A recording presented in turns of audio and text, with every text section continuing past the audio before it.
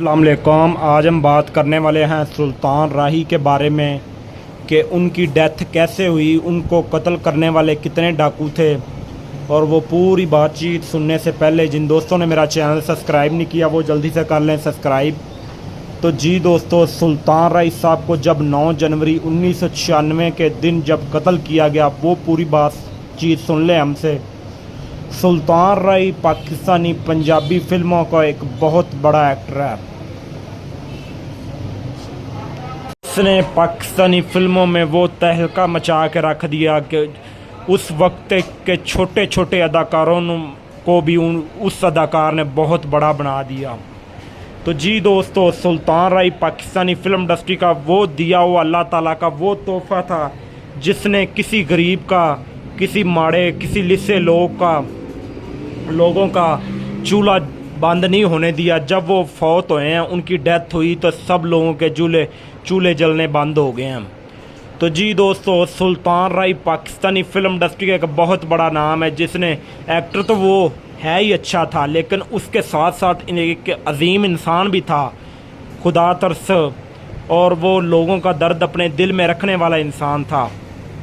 ऐसे लोग दुनिया में लोगों में कम ही होते हैं जो ऐसे अच्छे अच्छे काम करते हैं, लोगों के भला करते हैं। तो बात करते हैं अदाकार सुल्तान राही साहब की डेथ के बारे में।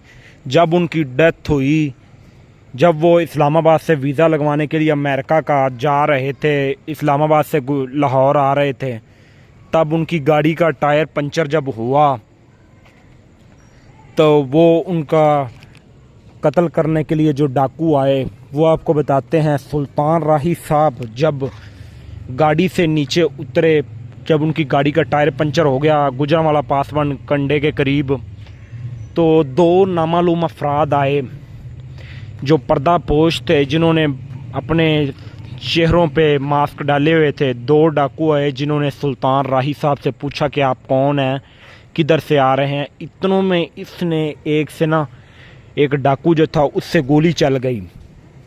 अचानक उससे जब गोली चल गई तो राही साहब को फ़ौरन बिल्कुल आंख के नीचे लगी और राही साहब फ़ौरन दुनिया फ़ानी से रुखसत हो गए।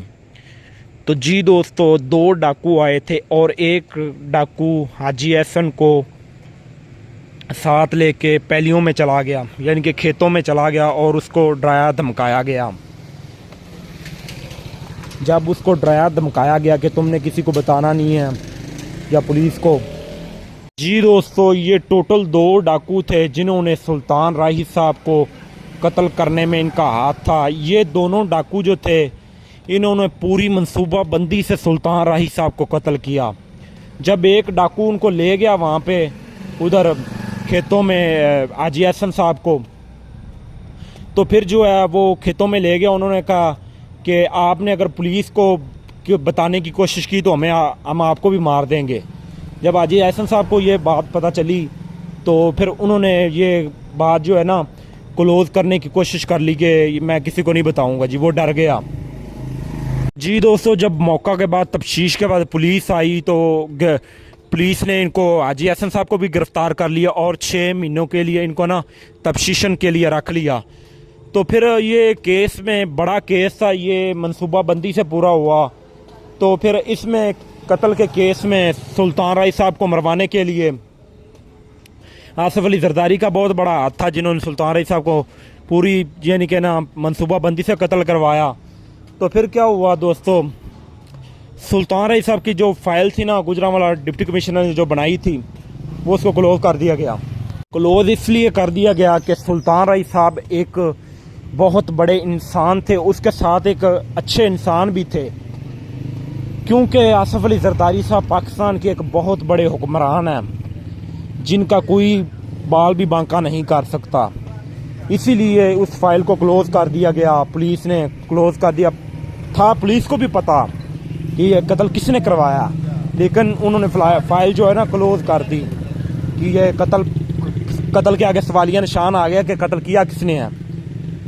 पता उनको भी था, लेकिन वो उन्होंने फाइल को क्लोज़ कर दिया। लेकिन आज 25-30 साल हो गए हैं, सुल्तान राही साहब के बारे में किसी पॉडकास्ट में पुलिस या आसिफ अली जरदारी किसी भी कोई भी बात ऐसी नहीं की कि सुल्तान राही साहब को मैंने कत्ल कराया या किसने करवाया। लेकिन उसके बेटे जो हैं वो बताते हैं कि हमारा आसिफ अली जरदारी साहब को कोई तल्लुक़ नहीं है और ना ही हमारा अबू जी जो है उनका सियासत से कोई तल्लुक़ था। तो जी दोस्तों, उनके जो बेटे हैं वो अपने लिए करते हैं कि अगर मैं आसिफ अली जरदारी साहब का बता दूं तो वो शायद मुझे भी कोई नुकसान पहुंचा दे, हैदर सुल्तान राई साहब।